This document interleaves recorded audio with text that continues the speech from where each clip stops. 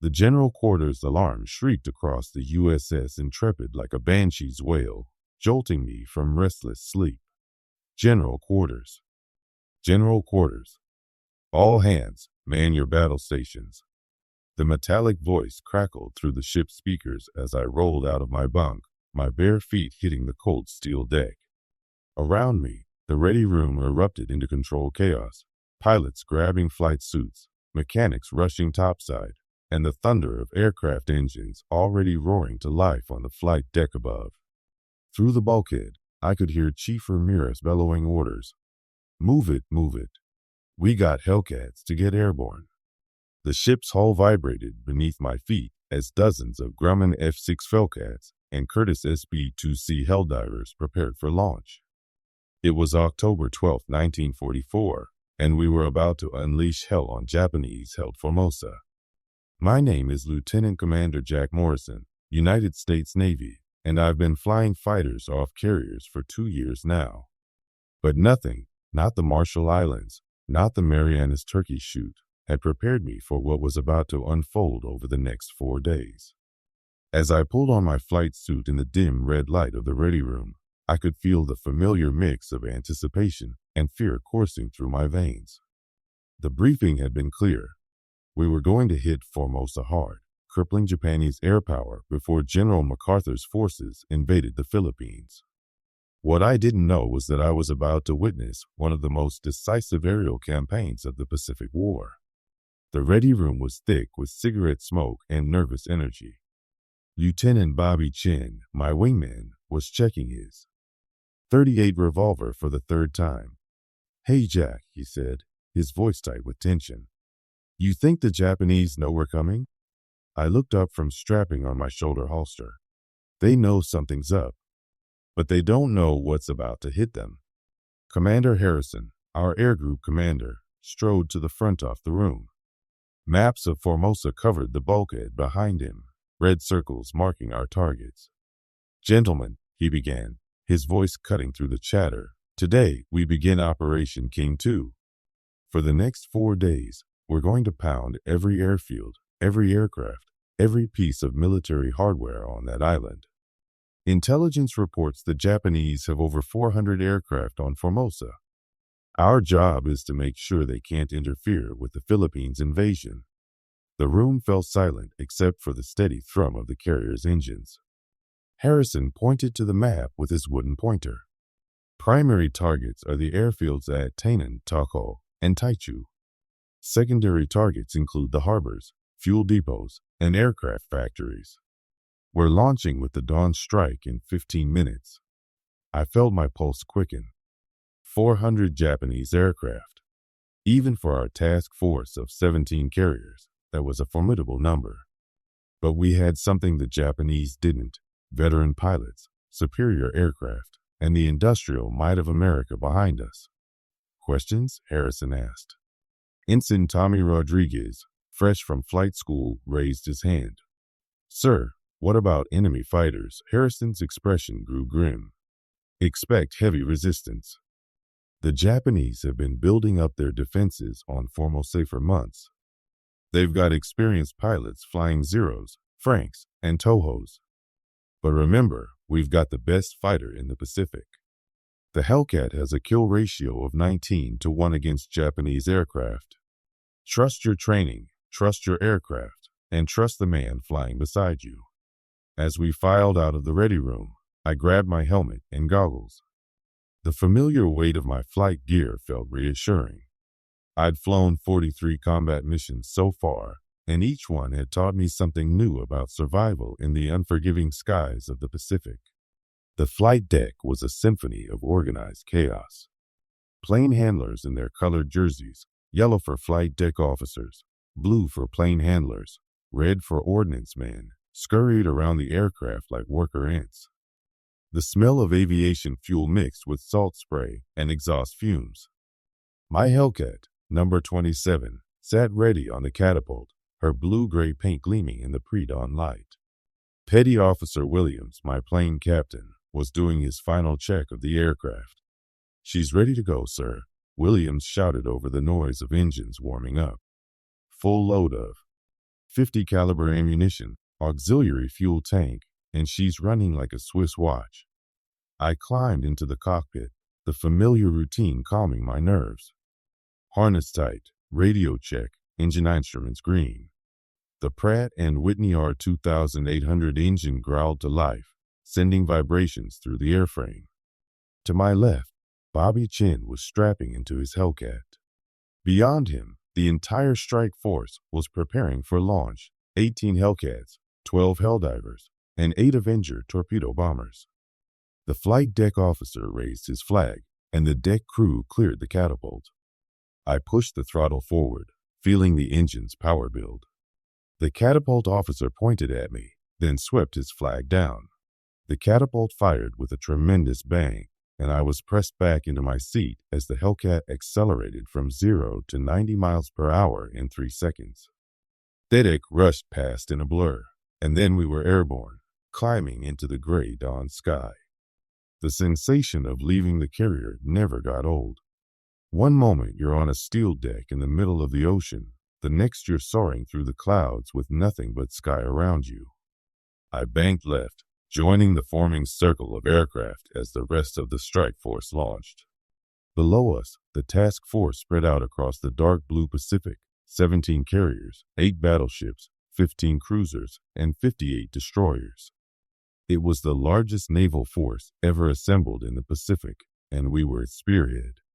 As we headed northwest toward Formosa, I could see other strike groups from differing carriers forming up around us. The sky was filled with American aircraft, over 1,400 planes in the first wave alone. The morning sun climbed higher, painting the clouds in shades of gold and orange. But despite the beautiful sunrise, I knew we were flying into a storm of steel and fire. Checkmate leader to all checkmate aircraft, came Commander Harrison's voice over the radio. We're approaching the target area. Maintain formation and watch for enemy fighters. Through the haze ahead, I could make out the dark outline of Formosa rising from the sea. The island stretched out before us like a green jewel, its mountains shrouded in morning mist. But I knew that beneath that peaceful exterior lay heavily fortified airfields, radar stations, and hundreds of enemy aircraft waiting to challenge us. Bandits, 2 o'clock high. Bobby's voice crackled through my headset. I looked up and to the right, squinting against the morning sun. There, a formation of Japanese fighters climbing toward us. I could make out the distinctive silhouettes of Mitsubishi A6M Zeros, their long wings catching the sunlight. My heart rate spiked, and I felt the familiar surge of adrenaline that came before combat. Checkmate leader, I count 12 bandits climbing to intercept, I reported. Roger, checkmate 7. All fighters, prepare to engage. Dive bombers, continue to target. I pushed the stick forward, putting the Hellcat into a shallow dive to build speed. The Japanese fighters were still climbing, trying to reach our altitude. It was a classic mistake. They should have stayed low and attacked from below. But I wasn't complaining about their tactical error. Stay with me, Bobby, I called to my wingman. We're going head to head. The two formations rushed toward each other at a combined speed of over 400 miles per hour. In seconds, we would merge in a deadly dance of aerial combat. I could see Lead Zero clearly now, its pilot hunched over the controls, the red circles of the rising sun visible on its wings. At 800 yards, I pressed the trigger. The Hellcat shuddered as all 6 .50 caliber machine guns opened fire, sending streams of tracer rounds toward the enemy formation. The Japanese fighters scattered like startled birds, their formation breaking apart as they tried to evade our attack. I pulled hard left, following a Zero that was trying to escape into a cloud bank. The G-forces pressed me down into my seat, and I grunted to keep the blood from draining from my head. The Zero was fast and maneuverable, but the Hellcat was faster and more heavily armed. I closed the distance, the enemy fighter growing larger in my gun sight. The Japanese pilot was good. He rolled and dived, trying to shake me off his tail. But I'd learned hard lessons in my previous combats. I didn't try to turn with him. Instead, I used the Hellcat's superior speed and firepower to maintain the advantage. When he pulled up into a climb, I climbed with him, my engine's superior power keeping me in position. At 300 yards, I had a clear shot. The Zero filled my gun sight, and I squeezed the trigger. The tracers reached out like deadly fingers, and I saw strikes on the enemy's port wing. Pieces of metal flew off the Japanese fighter, and smoke began streaming from its engine. The Zero rolled over and started a steep dive toward the ocean. I followed, making sure he wouldn't recover. At 5,000 feet, the enemy aircraft hit the water in a geyser of spray and foam. I pulled up, scanning the sky for more targets. "Splash 10," I called out. The sky around me was filled with twisting contrails and the deadly ballet of aerial combat. Hellcats and Zeros chased each other through the morning sky, their machine guns chattering like typewriters. I could see Bobby engaged with another Zero about a mile away, the two fighters locked in a turning duel. "Bobby, break right," I called out, seeing another Japanese fighter diving on my wingman. Bobby's Hellcat snapped into a hard right turn just as the second Zero's guns opened fire. Bullets traced through the space where he'd been a split second before. I rolled into a dive, lining up on the attacking Zero. The Japanese pilot was so focused on Bobby that he didn't see me coming. I opened fire at 400 yards, my guns raking the Zero from nose to tail. The enemy fighter shuddered under the impact, and I saw the canopy shatter as bullets found their mark. The Zero rolled over and plummeted toward the ocean, trailing smoke and debris. "Thanks, Jack," Bobby called out. "That one had my number." "That's what wingmen are for," I replied, pulling up to rejoin the fight. But the aerial battle was already winding down. The Japanese fighters that hadn't been shot down were fleeing toward the island, their formation in tatters. Of the 12 Zeros that had attacked us, I counted at least 8 destroyed. We'd lost only one Hellcat, and I'd seen the pilot bail out over the ocean where our rescue submarines could pick him up. "All fighters, rejoin on me," Commander Harrison ordered. "We're proceeding to the primary target." As we reformed and continued toward Formosa, I could see the island spread out below us in detail. The coastline was dotted with fishing villages and small ports, but our target was inland, the Japanese airfield at Taiwan. Intelligence had reported it was home to over 60 enemy aircraft, including some of their newest fighters. The airfield appeared ahead, a long concrete strip surrounded by revetments and hangars. Even from 15,000 feet, I could see aircraft parked around the field, dark shapes that looked like toys from our altitude. But I knew each one represented a threat to our upcoming invasion of the Philippines. "Checkmate leader to all aircraft," Harrison's voice crackled through the radio. "I count multiple aircraft on the ground. Helldivers, you're cleared to commence your attack runs. Fighters, provide cover, and then strafe whatever targets of opportunity you can find." I watched as the SB-2C Helldivers spilled off into their attack dives, their bombs slung beneath their bellies like deadly eggs. The dive bombers pushed over into near vertical dives, their engines screaming as they accelerated toward the target. At 2,000 feet, they released their bombs and pulled up hard, their aircraft groaning under the tremendous G-forces. The explosions bloomed across the airfield like deadly flowers. Hangars collapsed in billowing clouds of smoke and debris. Aircraft caught fire, their fuel tanks exploding in brilliant orange fireballs. I could see secondary explosions as ammunition dumps and fuel depots went up, sending columns of black smoke high into the air. "Checkmate 7, you're clear for your strafing run," Harrison ordered. I rolled into a shallow dive, lining up on a row of Japanese fighters parked near the main hangar. The aircraft looked like Nakajima Ki-43 Hayabusas, fast, maneuverable fighters that had given us trouble in Burma and China. But they were sitting ducks on the ground. I opened fire at 1,000 yards, my 6.50 caliber machine guns stitching a line of destruction across the parking area. The first fighter I hit exploded immediately, its fuel tank igniting in a spectacular fireball. The second began burning as my bullets tore through its engine and cockpit. A third fighter tried to taxi away from the carnage, but I adjusted my aim and sent it spinning into a revetment, smoke pouring from its shattered engine.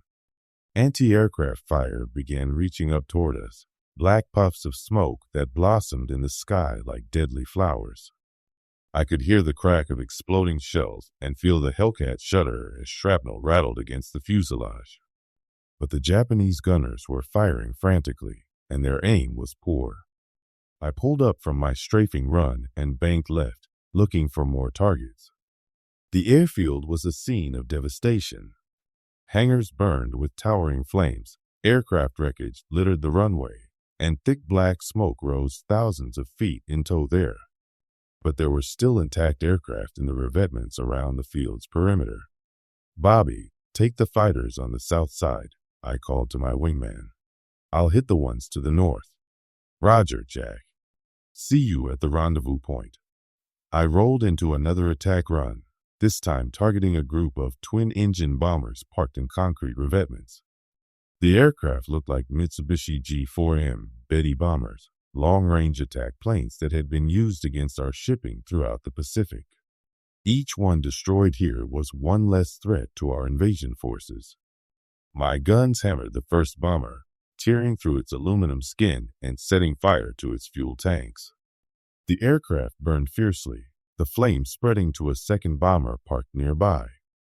I shifted my aim to a third bomber and sent a burst into its cockpit, shattering the greenhouse canopy and silencing the aircraft forever. More anti-aircraft fire reached up toward me, and I felt the Hellcat shudder as fragments struck the wings and fuselage. But the old fighter was built tough, and she kept flying despite the damage. I pulled up and headed for the rendezvous point, satisfied with the destruction I'd helped inflict. As I climbed away from the burning airfield, I could see the results of our attack spread out below. The main runway was cratered and unusable, hangars were collapsed and burning, and aircraft wreckage was scattered across the entire field. Thick columns of smoke rose from fuel dumps and ammunition storage areas. The Japanese had lost at least 40 aircraft on the ground, and the airfield would be out of action for days. But this was just the beginning. Over the next 3 days, we would return again and again, hitting every airfield, every port, every military installation on the island. The Japanese would fight back with everything they had, but they were facing the full might of the U.S. Navy's Fast Carrier Task Force. The second day of operations brought even heavier fighting. The Japanese had recovered from their initial shock and were throwing everything they had at us. As I strapped into my Hellcat for the morning mission, I could feel the tension in the ready room. We'd lost 3 pilots the previous day, and everyone knew the Japanese would be waiting for us. Today we're hitting the naval base at Takao. Commander Harrison briefed us. Intelligence reports significant shipping in the harbor, including at least 2 cruisers and several destroyers. The Japanese will defend it heavily, so expect fighters and heavy flak. I nodded, checking my .38 revolver and emergency gear. The flight to Takao would take us over the heart of Formosa, where the Japanese had concentrated their air defenses. We'd be running a gauntlet of fighters and anti-aircraft guns, but the targets were worth the risk.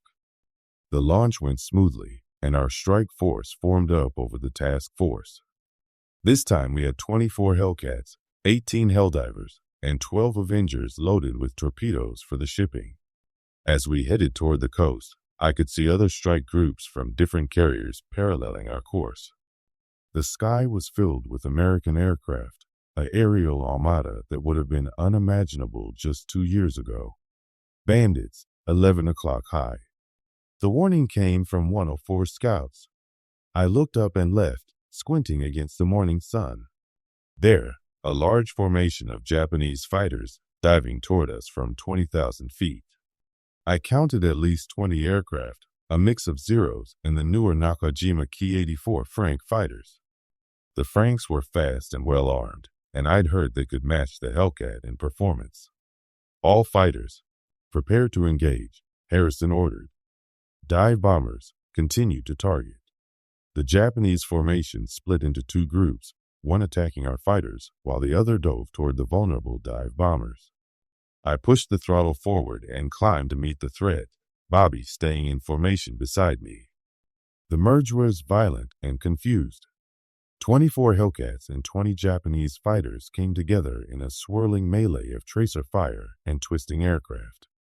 I found myself head-to-head with a Frank, the two fighters rushing toward each other at a combined speed of over 500 miles per hour.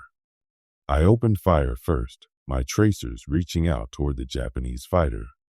The enemy pilot was skilled. He rolled left and pulled up, trying to get above me for a deflection shot. But I'd learned to use the Hellcat's superior power, and I climbed with him, matching his every move. At 300 yards, I had a clear shot. The Frank was pulling up steeply, its engine straining against gravity. I led the target and squeezed trigger. My bullets raked the Japanese fighter from propeller to tail, and I saw pieces of metal fly off the engine cowling. Smoke began streaming from the Frank's engine, and the aircraft rolled over into a steep dive. I followed the damaged fighter down, making sure he wouldn't recover. At 8,000 feet, the Frank's engine ceased completely, and the aircraft began a spiral dive toward the ocean. I saw the canopy fly off and the pilot bail out, his parachute blossoming like a white flower against the blue sky. "Splash one, Frank," I called out. The air battle continued around me, Hellcats and Japanese fighters chasing each other through the morning sky. I could see Bobby engaged with a Zero about a mile away, the two aircraft locked in a turning duel. Another Hellcat was diving on a Frank, its guns blazing. In the distance, I could see our dive bombers continuing toward their target, protected by the sacrifice of the fighter escort. But we were taking losses too. I watched in horror as a Hellcat took a direct hit from a Japanese fighter, its wing folding up as it tumbled toward the ocean. The pilot never got out. Another Hellcat was limping home with smoke streaming from its engine, its pilot nursing his damaged aircraft back toward the carriers. "Checkmate leader, we're getting low on fuel," I reported. "Request permission to disengage." "Roger, Checkmate 7. All fighters break off and return to base. We've done our job." As we disengaged from the fight and headed back toward the task force, I could see the results of our mission. The dive bombers and torpedo planes had reached their targets, and the harbor at Tako was filled with smoke and flame. A Japanese cruiser was listing heavily to port, its superstructure shattered by bomb hits. A destroyer was already sinking, its bow disappearing beneath the waves. But the cost had been high. We'd lost 4 Hellcats in the air battle, and 2 more were so badly damaged they'd have to be pushed overboard after landing. The Japanese had fought with skill and determination, but they were being ground down by our superior numbers and industrial capacity. The third day brought the heaviest fighting yet. The Japanese had gathered every available aircraft from throughout the region, and they came at us in waves. As I climbed into my Hellcat for what would be my most challenging mission, I could feel the weight of exhaustion. We'd been flying combat missions for 2 days straight, and the strain was showing on everyone. "Today, we're hitting the aircraft factory at Taichu," Commander Harrison briefed us. "This is where the Japanese are building their newest fighters. If we can destroy it, we'll cripple their ability to replace the aircraft we've been shooting down." The strike force was smaller this time. We'd lost so many aircraft that several carriers were down to half-strength air groups. But we still had the firepower to do the job. 18 Hellcats, 12 Helldivers, and 8 Avengers formed up over the task force and headed toward the target. The flight to Taichu took us over the mountainous interior of Formosa, where the Japanese had hidden radar stations and fighter bases. I could see the green jungle canopy stretching out below, broken by rice paddies and small villages. It looked peaceful from 15,000 feet, but I knew that enemy fighters were claiming to intercept us. "Bandits, 12 o'clock high." The warning came from our lead scout. I looked up and saw them, at least 30 Japanese fighters diving toward us from the sun. It was the largest enemy formation I'd ever seen, and they were coming fast. Zeros, Franks, and even some of the new Kawanishi N1K George fighters that we'd been warned about. All fighters, engage, Harrison ordered. Don't let them get to the bombers. I pulled up to meet the threat, Bobby beside me as always. The Japanese formation was well organized, with the faster Franks and Georges leading the attack while the Zeros spread out to cover their flanks. Someone down there knew what they were doing. The merge was chaos. 30 Japanese fighters and 18 Hellcats came together in a swirling dogfight that spread across miles of sky. I found myself with the George, the two of us locked in a deadly dance of turn and counter-turn. The George was fast and maneuverable, but its pilot was aggressive to the point of recklessness. We spiraled down through the sky, each of us trying to get behind the other for a killing shot. The Japanese pilot was skilled, but he made the mistake of trying to out-turn the Hellcat. I let him pull inside my turn, bleeding off energy, and then I used the Hellcat's superior power to extend away and come back with an altitude advantage. At 500 yards, I had a perfect deflection shot. The George was pulling hard left, its pilot straining against the G-forces. I led the target and fired a long burst. My tracers converged on the Japanese fighter's cockpit, and I saw the canopy explode in a shower of glass and metal. The George rolled over and dove straight down, its pilot dead at the controls. "Splash one, George," I called out. But the fight was far from over. Japanese fighters were everywhere, and we were badly outnumbered. I could see two Hellcats ganging up on a Zero, their combined fire tearing the enemy fighter apart. But another Zero was diving on a damaged Hellcat, its guns blazing. The American fighter shuddered under the impact and began a slow spiral toward the ground. "Bobby, brake right," I called out, seeing a Frank diving on my wingman. Bobby's Hellcat snapped into a hard right turn, but the Frank was fast and its pilot was good. I rolled into a dive, trying to get behind the attacking Japanese fighter. But I was too far away, and the Frank's guns were already firing. I watched in horror as bullets raked Bobby's Hellcat from engine toe tail.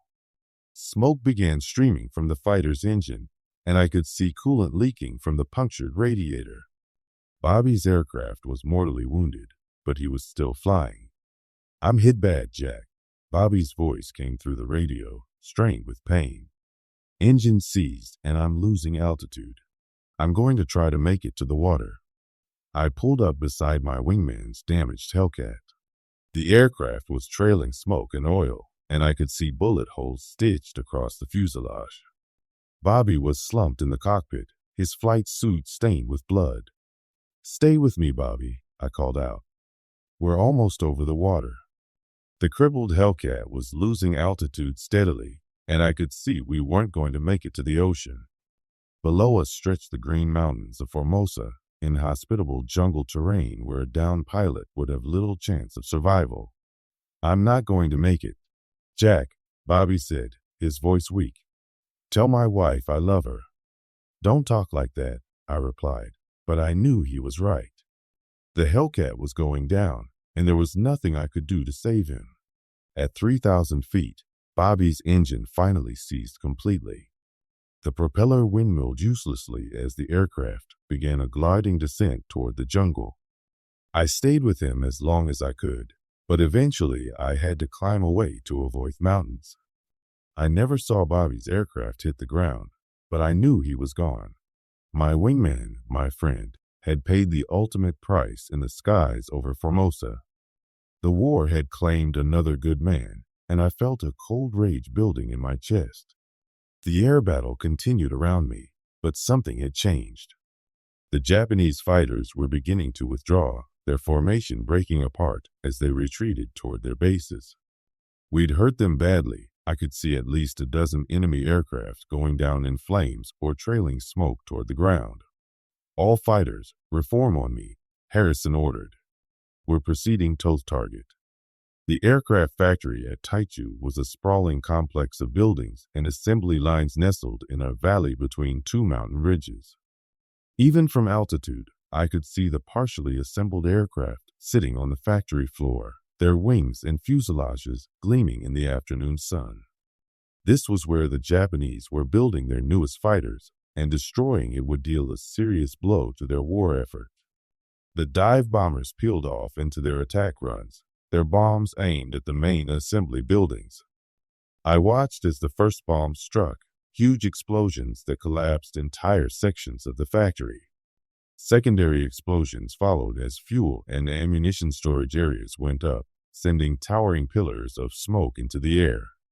"Checkmate 7, you're clear for your strafing run," Harrison ordered. I rolled into a shallow dive, lining up on a row of completed aircraft parked outside the main assembly building. The fighters looked like production line Georges, their silver wings reflecting the afternoon sun. Each one destroyed here was one less enemy fighter we'd have to face in the air. I opened fire at 800 yards, my gun stitching a line of destruction across the parking area. The first fighter I hit exploded immediately, its fuel tank igniting in a brilliant fireball. The second began burning as my bullets tore through its engine and cockpit. A third fighter tried to taxi away from the carnage, but I adjusted my aim and sent it spinning into a building wall. Anti-aircraft fire reached up toward me, but my anger gave me focus. I pulled up from my strafing run and came around for another pass, this time targeting the factory buildings themselves. My guns hammered the thin metal walls, and I could see workers running for cover as bullets tore through the assembly lines. When I finally pulled up and headed for the rendezvous point, the entire factory complex was in flames. The main assembly building had collapsed, partially completed aircraft were burning in the wreckage, and thick black smoke rose thousands of feet into the air. The Japanese would not be building any more fighters here, but the victory felt hollow. Bobby was gone, and I knew there would be more losses before this operation was over. The Japanese were fighting with the desperation of men who knew they were losing, and that made them dangerous. The fourth and final day of the operation brought a change in Japanese tactics. Instead of trying to defend their airfields, they concentrated their remaining aircraft for a massive strike against our carrier task force. It was a desperate gamble, but it nearly succeeded. I was in the ready room, writing a letter to Bobby's widow when the alarm sounded. General quarters. General quarters. All hands, man your battle stations. Large enemy air formation approaching from the northwest. I dropped my pen and ran for the flight deck. If the Japanese were attacking the task force, every available fighter would be needed for defense. The Hellcats were already spotted on the catapults, their engines warming up for launch. "Jack," Commander Harrison grabbed my arm as I headed for my aircraft. "The Japanese are coming with everything they have left. Radar counts over 200 aircraft inbound. This is it, the big one." I felt my stomach tighten. 200 enemy aircraft was more than our task force had ever faced at one time. But we had radar, superior aircraft, and veteran pilots. If we could break up their formation before they reached the carriers, we might have a chance. The launch was frantic but efficient. Within minutes, over 150 American fighters were climbing toward the incoming threat. I could see other carriers in the distance launching their own fighters, filling the sky with Hellcats and Corsairs. It was going to be the biggest air battle in the Pacific since the Marianas Turkey shoot. "Checkmate flight, this is Checkmate leader." Harrison's voice crackled through the radio. "Enemy formation is 50 miles out and closing fast. We're going to hit them head on before they can organize their attack." I pushed the throttle forward, climbing toward the intercept point. Around me, the sky was filled with American fighters, all heading toward the same deadly rendezvous. In the distance, I could see the dark specks of the Japanese formation approaching like a swarm of locusts. "Bandits, 12 o'clock level." The warning came from our forward scouts. I looked ahead and saw them, a massive formation of Japanese aircraft spread across the sky like a dark cloud. Zeros, Franks, Georges, and even some twin-engine fighters I didn't recognize. They were flying in a loose formation, probably planning to scatter and attack individual carriers when they reached the task force. All fighters, engage, Harrison ordered. Don't let them get through. The merge was unlike anything I had ever experienced. 150 American fighters and 200 Japanese aircraft came together in a titanic air battle that spread across 30 miles of sky. The radio was filled with shouts and warnings as pilots called out targets and threats. I found myself in the middle of a swirling dogfight, Japanese fighters everywhere I looked. A Zero pulled up in front of me, and I fired a quick burst that sent it spinning toward the ocean. A Frank dove past me, chasing another Hellcat, and I rolled over to follow. The Frank's pilot was so focused on his target that he didn't see me lining up behind him. I opened fire at 400 yards, my tracers reaching out to claw at the Japanese fighter. The Frank shuddered under the impact, and I saw pieces of metal fly off the engine cowling. Smoke began streaming from the aircraft, and it rolled over into a dive. I followed it down, making sure it wouldn't recover.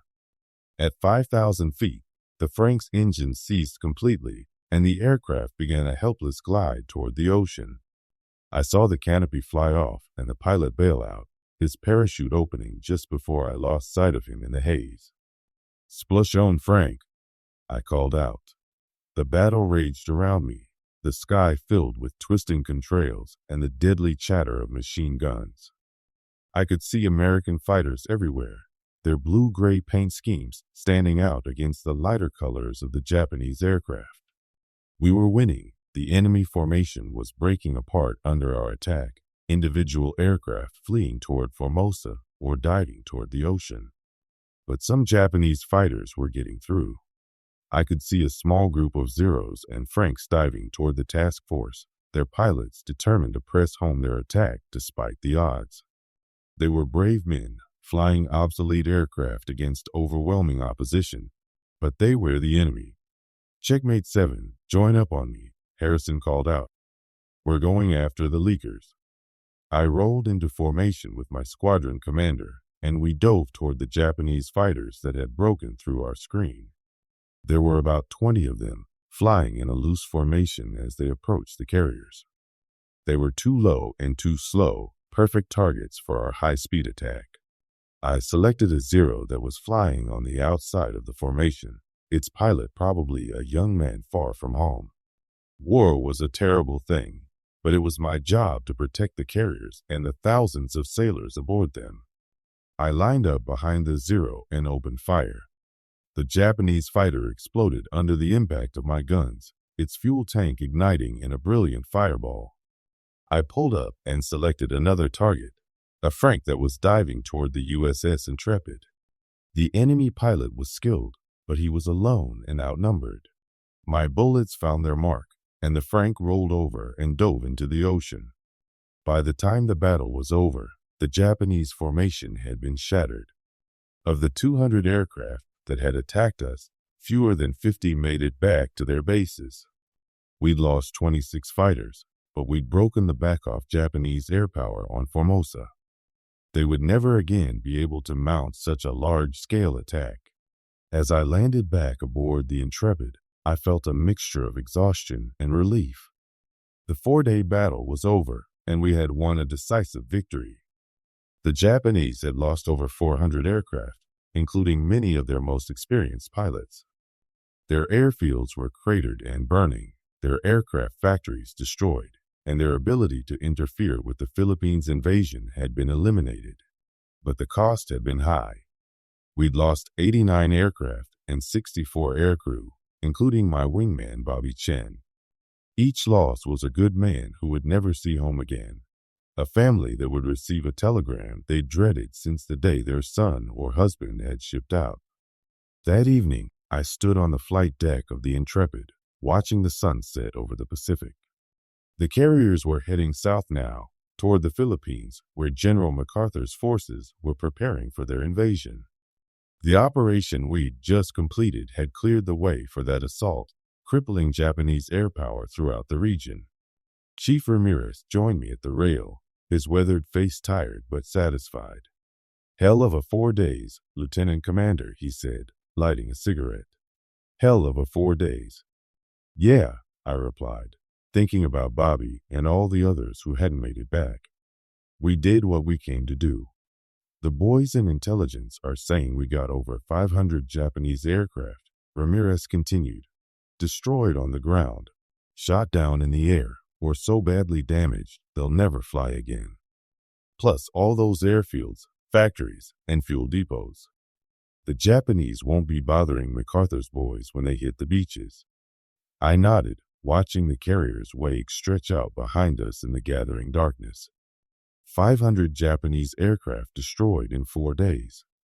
It was a staggering number, representing years of training and production wiped out in less than a week. The Japanese had thrown everything they had at us, and we'd smashed them completely. What's next, Chief? I asked. Ramirez took a long drag on his cigarette. Philippines, I reckon. Then maybe Iwo Jima, Okinawa. This war's got a ways to go yet. He was right, of course. The Formosa Air Battle had been decisive, but it was just one step on the long road to Tokyo. There would be more battles, more losses, more young men who would never see home again. But we'd proven something important over the past 4 days. American industrial might and fighting spirit could overcome any challenge the enemy threw at us. The night air was cool and salt-tinged, and I could hear the steady thrum of the carrier's engines as she cut through the dark water. Around us, the other ships of the task force maintained their formations, their running lights twinkling like stars on the horizon. We were heading toward our next battle, whatever that might be. I thought about the Japanese pilots we'd fought over the past 4 days. They'd been brave men, skilled aviators who'd given everything for their country. Many of them were probably dead now, their aircraft burning wrecks on the bottom of the Pacific or scattered across the airfields of Formosa. They'd fought with honor, but they'd been overwhelmed by superior numbers and technology. The war was changing. The Japanese were running out of experienced pilots, modern aircraft, and the fuel to fly them. Each battle cost them more than they could afford to lose, while American production lines were turning out fighters and bombers faster than we could use them. It was a war of attrition, and we were winning. But victory would come at a price. I'd already lost too many friends, and I knew there would be more losses before this war was over. Bobby Chin's empty bunk in the ready room was a constant reminder of the cost of our advance across the Pacific. Every mile we moved closer to Japan was paid for in blood and sacrifice. The stars were coming out now, brilliant points of light in the tropical sky. Somewhere out there, other task forces were preparing for their own battles. The war machine that America had built was vast and unstoppable, but it was made up of individual men. Pilots, sailors, Marines, and soldiers who were far from home and fighting for something they believed in. I pulled out the letter I'd been writing to Bobby's widow. It was a difficult letter to write, trying to explain how her husband had died fighting for his country. How do you tell a woman that her husband was a hero when all she wants is to have him back? How do you explain that his sacrifice was necessary for the greater good? Dear Mrs. Chin, I wrote by the light of the carrier's running lights. I wanted you to know that Bobby died as he lived, with courage and honor. He was my wingman and my friend, and he saved my life more times than I can count. The Japanese may have shot down his aircraft, but they could never defeat the spirit of men like Bobby. He will be missed, but never forgotten. It wasn't much, but it was the best I could do. Words seemed inadequate to capture the reality of what we'd experienced over the past 4 days. The terror and exhilaration of aerial combat, the satisfaction of a successful mission, the grief of losing friends. How could you explain any of that to someone who hadn't been there? Chief Ramirez finished his cigarette and flicked the butt over the side. I'm going to get some chow, he said. You should too, sir. Tomorrow we'll be planning the next operation. I nodded, folding the letter and putting it in my pocket. Tomorrow there would be new briefings, new targets, new missions. The war would continue, and we would continue to fight it. But tonight, I wanted to remember the men who hadn't made it back, the friends who had paid the ultimate price for our victory. The Formosa Air Battle was over, but its effects would ripple through the rest of the Pacific War. The Japanese had lost not just aircraft and pilots, but their ability to defend their eastern empire. When MacArthur's forces invaded the Philippines 2 weeks later, they faced minimal air opposition. The Japanese fighters that might have contested the invasion were burning wrecks on the airfields of Formosa. It was a turning point in the war, though we didn't fully realize it at the time. The Japanese military machine was beginning to crack under the strain of fighting on too many fronts with too few resources. Their best pilots were dead or wounded, their aircraft were obsolete, and their fuel supplies were running dangerously low. But they would keep fighting. The Japanese had shown over the past 4 days that they would never give up, no matter how hopeless their situation became. They would fight with obsolete aircraft, inexperienced pilots, and whatever weapons they could scrape together. It was both admirable and tragic, brave men dying for a cause that was already lost. I thought about the young Japanese pilot whose parachute I'd seen floating toward the jungle canopy. He was probably dead now, either from his injuries or from the inhospitable terrain below. He'd been someone's son, maybe someone's husband or father. The war had made us enemies, but in another time and place, we might have been friends. That was the tragedy of war. It turned ordinary men into killers and made enemies of people who might otherwise have had no quarrel with each other. But sometimes war was necessary, and this was one of those times. The Japanese militarists had started this conflict, and we were going to finish it. As I headed below to the ready room, I could hear the sounds of the carrier settling into its night routine. The flight deck crew was securing the aircraft, the cooks were preparing the midnight meal, and the watchstanders were taking their positions. The great ship was a floating city, home to over 3,000 men who were far from their real homes. In the ready room, I found the other pilots gathered around the coffee pot, debriefing the day's missions. The conversation was subdued. We'd won a great victory, but the cost had been high. Too many empty chairs reminded us of the friends we'd lost. Jack, Commander Harrison, called out, "Good work out there today." That last intercept probably saved the whole task force.